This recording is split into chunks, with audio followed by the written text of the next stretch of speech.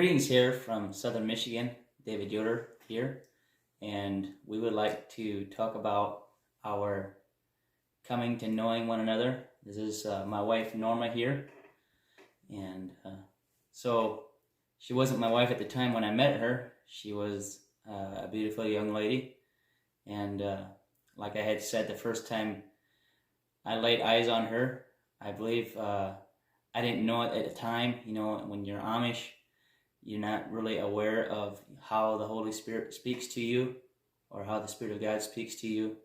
And it was just something that I guess you would say this warm, fuzzy feelings inside you. And you just knew that that was the one.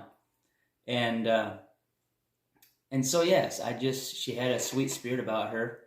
That's something that I guess I sensed. I didn't know at the time. I guess that's another thing that God gives individuals is discernment, and I didn't know it at the time.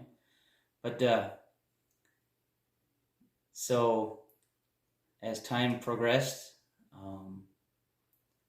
we got to know one another. But I'm going to turn the time over to her, and we'll be conversing back and forth here as memories come to mind, I guess, of how it happened and where we are today, I guess. I'm not sure how far we're going to go tonight, but we'll get her started. Norma? Hi, everyone. So, yeah, first of all, we definitely had a lot of times in our running around years that was not a godly environment. It wasn't a healthy environment. But aside from that, we do believe that the Lord orchestrated our relationship and brought it together. It wasn't because we were still in our flesh and we were not following after the Lord according to His Word, according to truth. There were things that we were involved in, like partying and that stuff that, might pop up in our conversation because that was the environment we were in. But aside from that, we definitely, I would say we had a really a good experience as far as getting to know each other and building that trust, and as our love continued to grow for each other, and then went towards marriage and into marriage. But anyway, the first I remember, shall I start with? Sure.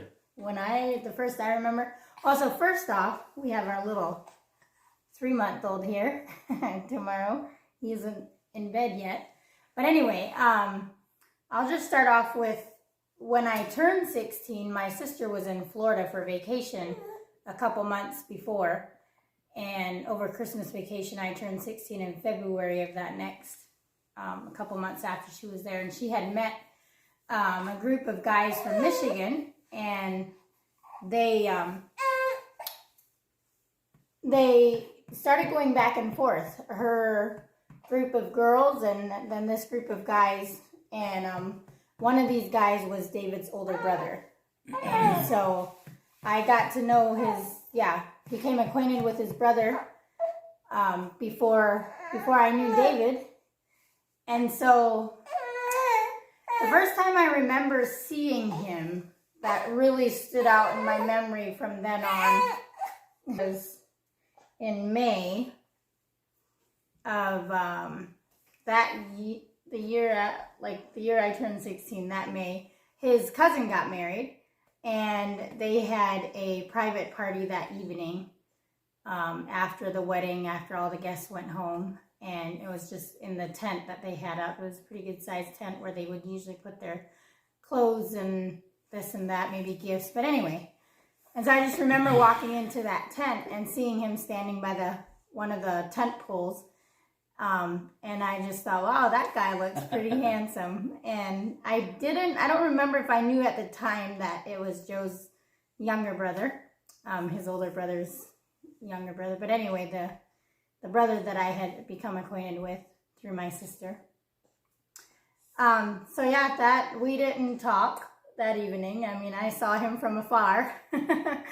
And it wasn't until later, I don't know the exact timeline, probably a couple months or so, that I found out that this was his brother, Joe's little brother, but I still didn't know his name.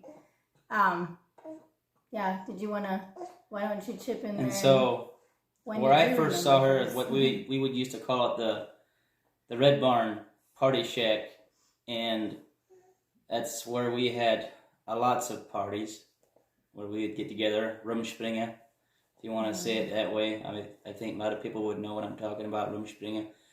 But one thing I do want to make people aware that aren't Amish, some of that Rumspringa stuff that you see on social media is pretty far-fetched. It's not, it's nothing close to, I think Hollywood stretched it pretty far out there. So anyhow, as far as movies and stuff. Yeah, what was that one guy? The Amish Mafia? That seems pretty far-fetched. But anyhow, there's no deacon that's going to go out and take matters in his own hands as far as taking a gun, and I'm not sure what all he did, but anyhow, just stories from I heard. I guess I never really watched it, but from the stories that I heard, it's pretty far-fetched. But anyhow, back to that the Red Barn Party Shack. It was the first time that I had met Norma, and I remember she was just this little girl. I don't think she grew much ever since I've seen her. No. And but anyhow, I remember this guy by the name of what was it, Marion. He picks her up and kind of swings around, does a little dance jig with her. And yeah, when I first laid eyes on her, and I had this feeling going through inside of me. Just, I don't know, I could sense that she had a sweet spirit about her, and so I did mention that night I mentioned to another guy that I was acquainted with. I told him, man, that girl looks hot. That's kind of the Amish phrase. I'm not sure if the English. I think it's pretty common. Yeah, I think so. And I told him that, and he said, well, you need to date with her. And I said, no, not yet. And he goes, yeah, you do. And I said, no, you better not. I'm going to go ask her. Then he goes and talks with my brother Joe, and I believe Joe searched or went into it further to talk to your sister Barb. Yeah. And can I just interject here real quick? He was super shy at the time, super quiet guy. That's one of the things that attracted me to him right off the bat, was he was just quiet and kind of laid back and just kind of observant. But anyway, so yeah, back to. So that being said, when Norma got the news that I wanted to date, and did you see me that night? Yeah. Okay. Yeah, I knew you. Well, I don't know. I think I knew you were there. Okay. Yeah. But yeah, my sister, I'll interject a little bit and share my side. So my sister comes up to me and she's like, Norma, I'm going to say it in Dutch, Pennsylvania Dutch, and then I'll say it in English. And she's like, du weet dat Joe zich nog bril, zodat wanneer die mensen snakken.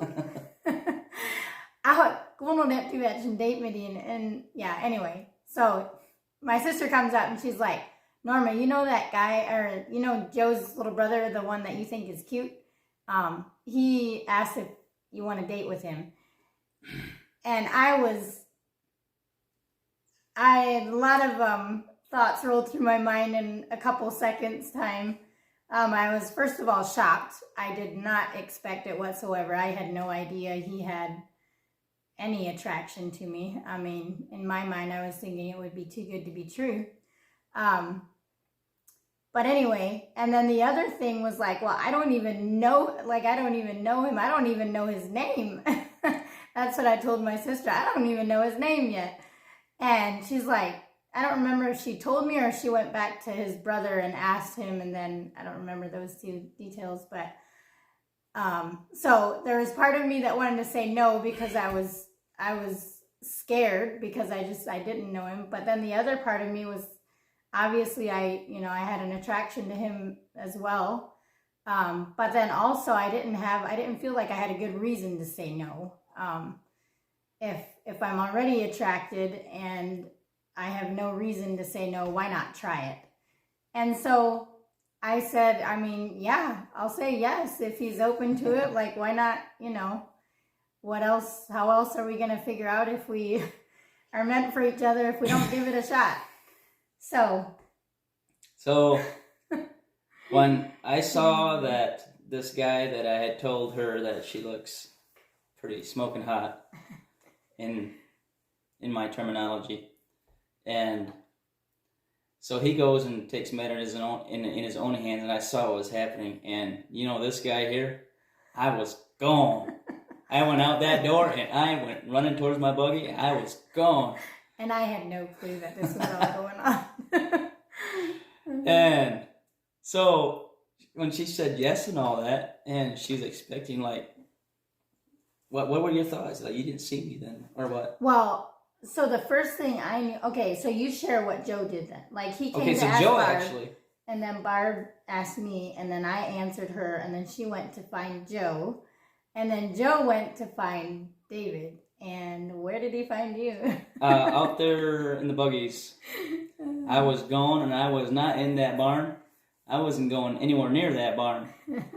I was not going to have a date because I just wasn't ready. And anyhow, Joe, if my brother Joe sees this, bless your heart. I appreciate everything you did for me. Bless his heart. He had a big heart. He still has a big heart. Yeah. Anyhow, so I don't think I saw you after that.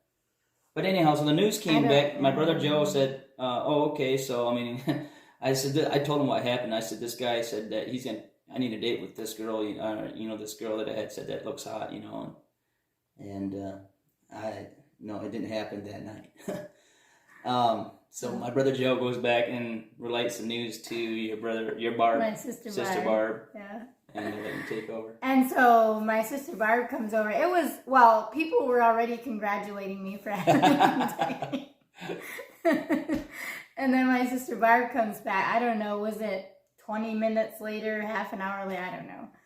Anyway, she comes back and she's like, she needs to talk to me. And I'm like, okay.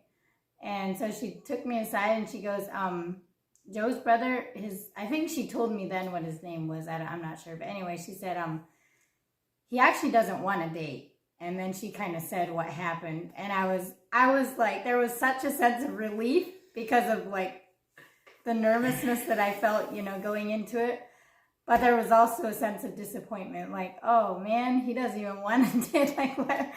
that was hopes were kind of shattered. And yet when she just said a little bit about what's going on, then I knew that there was an attraction, or somewhat or other there on his end.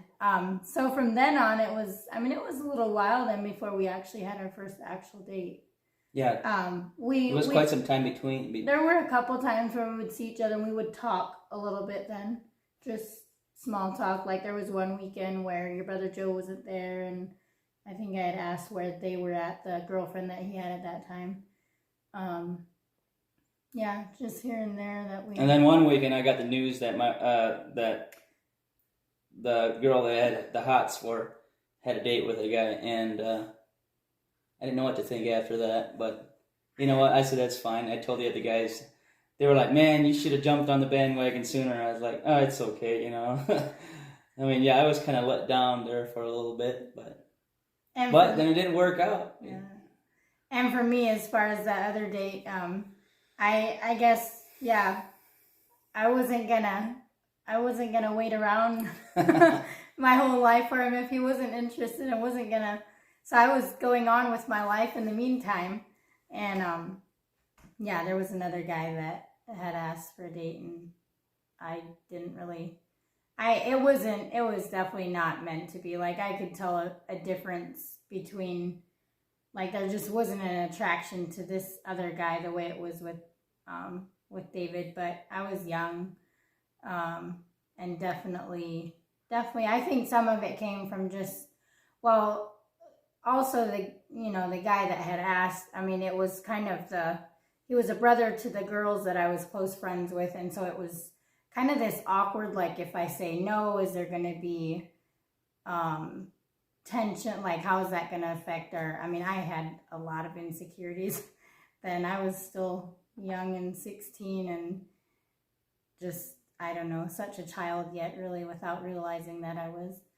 But, so I ended up having 2 dates with this guy, and then that was it.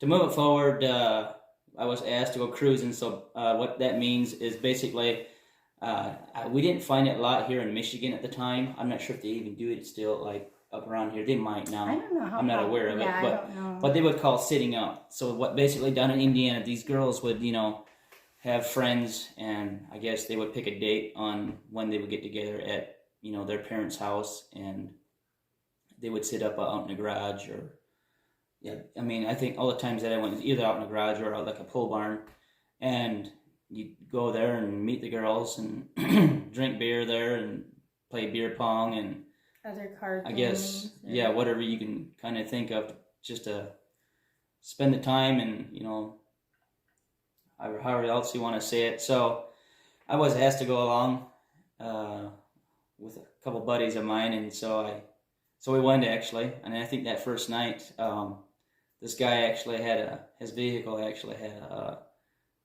it was an old Ford Explorer, I believe, and the one headlight would shine up in the trees, and and the sad thing was that, well, we thought it was back then. We got pulled over actually by state police, and I'm thankful that I didn't have any drink on me, but there was some that had some drink on them, and you got tickets through the deal, fines through the deal, but I was scot-free there. So he let us go. He dumped out the alcohol, and he let us go, and so we ended up going down to Indiana, and so it happened that I'm not even sure how we found your spot. Did we come in contact with you or something like that? I don't know. Or we knew of where you would sit up. I think, we might have been in connection. Either through your brother, my maybe. twin brother. Yeah. I don't know. We shared phones at one time, so I don't remember. Was it? But yeah, I think that was. So different places that we stopped. Finally, we ended up at where she was sitting at, where Norma was sitting up at this place, and this was actually in the basement. Man, I wonder how the parents did it. I mean, they would smoke down there. They had to stink. Alcohol, it would reek like alcohol the next day.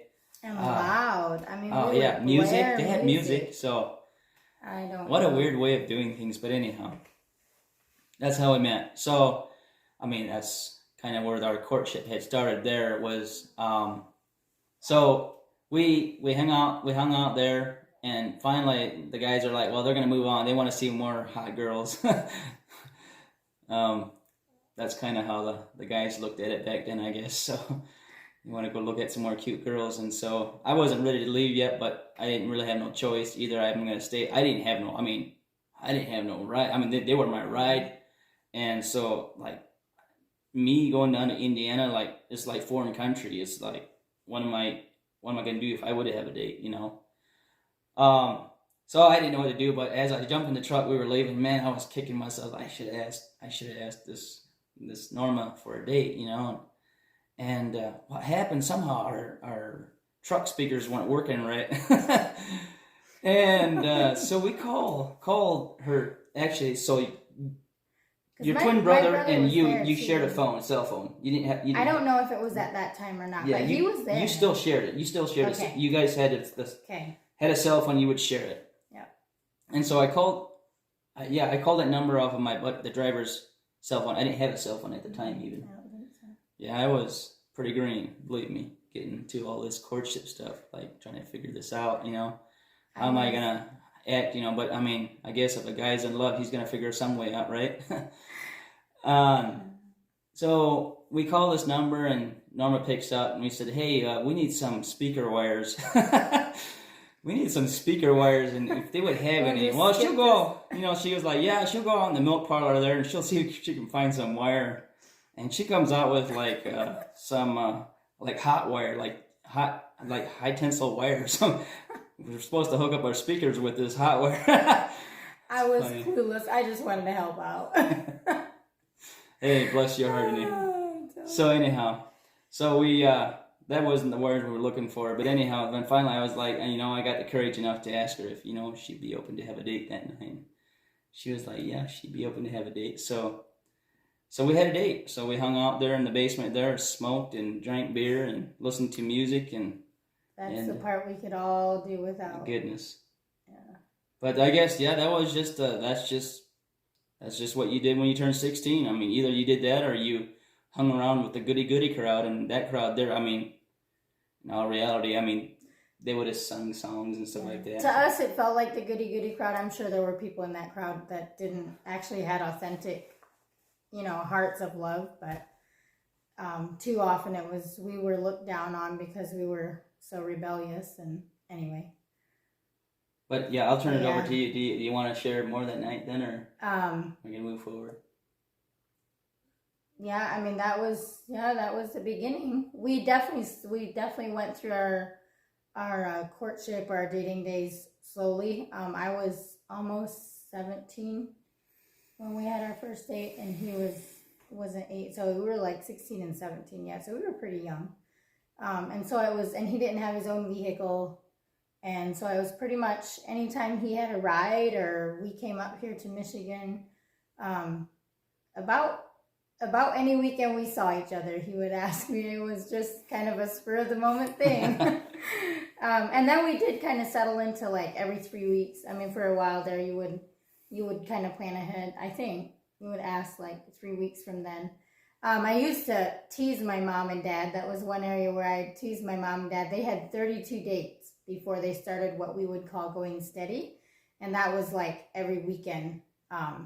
It was like when you're like, it wasn't being engaged, but it was like the step before getting engaged. It's like when you're officially a couple. And I lost track of how many dates we had. So my mom got to tease me back then for that. But anyway. What did you think the first time when I courted you to the house and I told you, what did I tell you? I said, I'm not sure when we're going to have another date. Oh, you mean when you brought me home? Like when you walked me outside? I didn't even know how to kiss. I mean, that's not even I don't even remember how that good thing to talk about. But I wouldn't encourage that. I mean, anybody that would, start a relationship, definitely. We call lip kissing a marriage kiss towards our children. So they're grossed out when people kiss before they're married. They're like, Mom, that's our dad. They're not married yet. But anyway, we didn't. For us, kissing was a part of, or we thought it was our the way you did anyway. It, Yeah.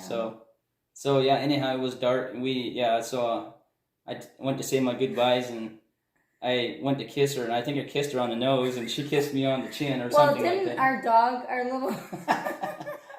You went downstairs, and we have a door at the end of our stairs. Like, he walked me up to my room, and then he went back downstairs, and all of a sudden the dog squeals or something. I think it stepped on her tail. Stepped on her tail or pinched her tail in the door. So I went downstairs to check it out. Or was I walking back downstairs? This was when I went to leave. I think the dog did that, but I went with you upstairs. Okay, you kissed me before. Okay, for some reason I'm thinking you kissed me in the bathroom. I went to kiss you, and I ended up, it was is this awkward moment, like, how do you say your goodbyes? You give your hug and give her your kiss. Well, I didn't. I mean, I grew up in a family of 5 brothers and didn't have no sisters. I mean, it's not like I would kiss my sister, I guess, but like this thing was new to me, so the kissing part was new to me. So, and I go to kiss, and I kissed her. Ended up, when we got close enough, I ended up kissing her on her nose, and she kissed me, I believe, on the chin here. So that was our first kiss, and so I ended up going downstairs, and there was a house dog, and I ended up stepping on its tails. Obviously, I probably woke up the parents. And so, yeah, she had a squeal like you wouldn't believe. It was a pretty shrill squeal. So, yeah, that was our first... Is that when you told me then that you're not sure? Or was it I don't remember. But I told you that. I'm not sure when we're going to have it. I just rather wait right now because it's in my mind, I felt we're still young yet. And I didn't want to rush this thing because I saw, like, how these, I didn't want to be this guy, that's hanging on his girlfriend. Kind of like, what is his name? Daniel Labella or something like that. How he would, he shows different people like how they date and stuff like that. Some of those overprotective people, like, if you look at my girl, I'll beat you up and stuff like that. Mm-hmm. That was not our courtship, No. We got together. I mean, that's one thing that we had was a commitment, and we had a trust. I mean, we'd go to a party, she'd go her way, I'd go my way. It's not like I wanted to, be overly protected over her. I would still want her to give her space, you know, to have fun and all that. So yeah, she'd go have her fun, and I'd go have. We'd meet up every once in a while, party, whatever, you know, say our highs or whatever. But yeah, she'd hang out with her girlfriends, and I'd hang out with my boyfriends, and we'd have a good old time, I guess. I mean, so to speak, back then. But I mean, I wouldn't recommend that to young folks now. But I guess we thought that was what fun was, and we didn't have a relationship with the Lord, and so we had no understanding of ministry or reach, you know, any kind of definitely pleasing to the flesh. We were living in the flesh, so that part. I would say don't do that. It's not worth it. I would say, I mean, try to recuperate through the weekend, you know, and finally you got alive again during the weekend, and then about kill yourself for the weekend, and turn around and just a drunk fest. It's just, it's not something I'm proud of, but I definitely here to give a testimony. You know, we are overcome by the blood of the Lamb and the word of our testimony, and we can speak of these things, you know, and hopefully enlighten those younger people that are coming up, the younger generation that's coming up after us, you know, and just to tell them that, I mean, that's a lifestyle that's not worth living. There's more to life. Definitely there's if a person gives his life to the Lord, you know, there is definitely a different lifestyle, and there's a void in here, you know, that you're trying to fill, and you think you can fill it by alcohol, you think you can fill it by finding friendship, you know, but it's not going to fill it if you don't have Christ in here. And but yeah, so we definitely had, was our relationship perfect right in the beginning? No, it wasn't. We definitely had to work things out. I mean, that's even when you get married, you work things out. Yeah. And still remember, did you want to say anything about, like, the differences we had to work out, or? Not sure, unless you want to do that. Just one thing that I remember that that Norma had dealt with was self-pity, and I guess in our home, I guess, yeah, that's something I guess we brothers had to tough it out ourselves, you know. So, and self-pity was one of those things that I despise, and that's one thing my wife had dealt with, you know. You would not feel sorry for me one bit. No, I was this thing of, I would, and I didn't recognize it to begin with either. And so if things didn't go, I remember one weekend where my sister didn't live at home at that time. And so she lived in this trailer house east of LaGrange, and we were hanging out there, and I don't remember who you, or did you, I don't think you had your own vehicle yet, maybe, or you were there with someone, or else you guys decided to go do something, or I don't remember. We weren't going steady at that time yet, so we weren't having dates every weekend. But I think in my mind, I just thought, you know, you're there, we're going to hang out that weekend, even if we don't have an official date. And then you guys up and left, and I was pretty bummed. I mean, I don't remember but anyway, there were definitely other times where I would just kind of give him the silent treatment. I would be, you know, fuming inside. And I didn't know, I think a big thing, I didn't know how to communicate how I felt with him in a way, like I was too scared to communicate because of fear of it coming out in a way that was going to make the whole situation even worse than it was. And so I would just bottle it up inside and just stew on it, which was, I mean, obviously very immature. But anyway, the Lord delivered me from that self-pity, but it really was a big thing because of him. Like, he would not, if I was feeling sorry for myself, he would not, and he just, he wouldn't even, it felt like he was very callous sometimes. Like he just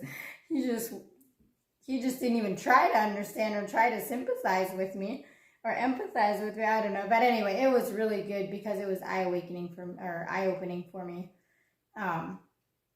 And gradually by the grace of God, I started recognizing the disgusting fruit of self-pity. And there's still times where, like, over the years, even since we're married, that, you know, here and there that it wanted to pop up, but I've learned to recognize it pretty quickly. And even if things don't go my way or the way I hoped or anticipated, I can learn to bring it to the Lord and lay it at his feet and go on. and leave it and still, yeah. But yeah, that was one thing. And hopefully this video can be inspiring to you all, and hopefully you can learn. The younger generation can learn from this. That it's not about party. No. I mean, there is thing about getting together and having fun, pure Yes. fun. Yes. And fun that glorifies the Lord as possible. I'll tell you one thing: if you want to live a lifestyle of drugs and alcohol and cigarettes and just all that stuff, it just brings immorality into the relationship, and maybe we can share on that too. Yeah. And you can say now, even if you're 16 now and you don't have a girlfriend at the time, or yet you maybe might desire down the road, but there's things that you say that you would never do. But I tell you one thing: if you are under the influence of alcohol or drugs, you do things that it puts the gates down. Basically, it puts the gates down, and the things that you said that you would stand, you don't. Once you're under the influence of any kind of 90% chance you're gonna fail. Yeah. Can't do it in the flesh. Yeah. Can't do it. And one thing I would encourage as well, in a relationship, if you're not married, I would not encourage to sleep together. That's something that we did, and so it was a very common thing in our. That was a common thing, that's just how you did it, Rumspringa, like you just sleep with your dates, and I think that seems quite outrageous to a lot of people, that even youth that never were Amish. Just seems outrageous to think that you would sleep together that early on, or whatever, even before marriage for some. But yeah, it's not. You'll never regret having a pure relationship, because we don't. We know the Lord has forgiven us and cleansed us and restored us.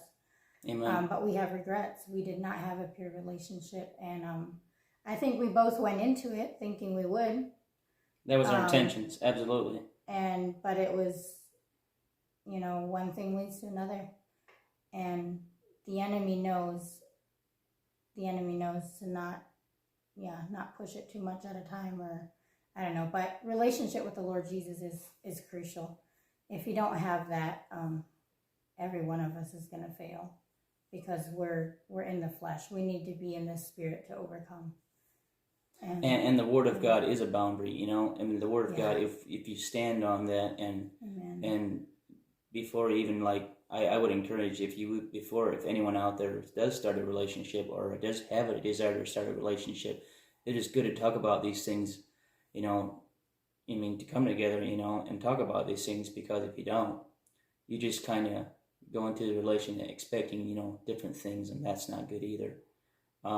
To talk about them, and to know where you guys stand, and to stand on it, and stay away from, I'm not saying, if you want to drink a beer or whatever, that's at your own convictions. But, to live a lifestyle, to live in a lifestyle of being in a drunk fest every weekend. And, one thing I can say that I was not under the influence of any kind of drug. Unless you want to call it alcohol or tobacco. I was, a user of tobacco. But other than, as far as, the marijuana or any other kind, I can't think of cocaine. That's something that I guess, I always stayed away from. But yeah, if a person wants to live in a lifestyle like that, it does not fill that void that you think that it will fill inside of you. I like to say it like this. It's like a puzzle. This is a puzzle. And it's, our body is like a puzzle, but we're missing one piece if you don't have Christ. And once you put Christ in there, He fills everything else. His kingdom is righteousness, peace, and joy. And you want to rattle off the fruit of the Spirit? Love, joy, peace, patience, kindness, goodness, faithfulness, gentleness, and self-control. If we have that's the thing. Self-control, that's something I didn't have. You have, you want to think that you want to stand on, but if the Spirit of God has self-control, and if we have Christ in us and His Spirit is in us, there's self-control. And I would definitely encourage you that for those that are looking to start a relationship, make it Christ-centered. It can be pure. It can be holy. And if you don't know how that looks, it's okay. We all have to start. We all have to, but go to the Word of God. Yes. Go and read it like you've never read it before.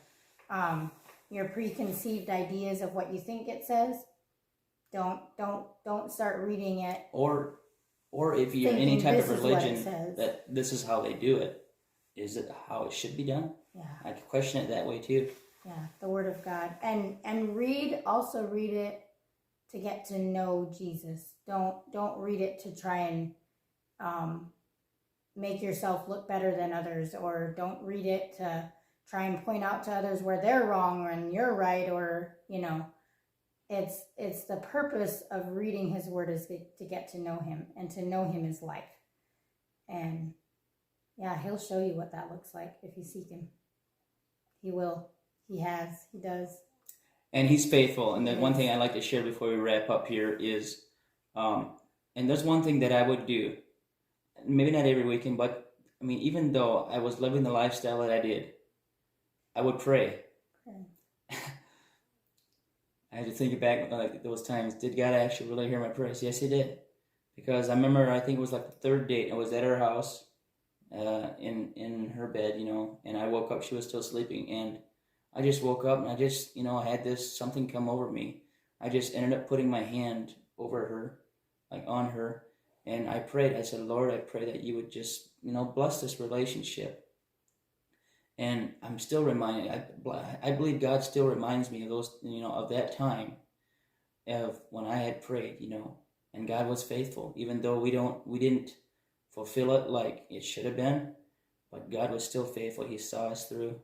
I mean, how long? I mean, God is long suffering, because, I mean, we were courting in the Amish, and we got, finally we got convicted, and we thought, well, we got to get back to the Amish lifestyle, get our lives right, and we thought, it was the right thing to do, so we got baptized Amish, and then as time goes on, that was the only way we both understood how to follow the Lord, how to obey God. But yeah, read His Word. And it looks. Oh, really? I mean, I wasn't ready for her to. I wasn't ready for her to, join the Amish church, because I wanted to have, the running around, filling the flesh lifestyle. And I was getting done with this. I was ready to get married to this handsome. No, that I don't remember, but I do remember.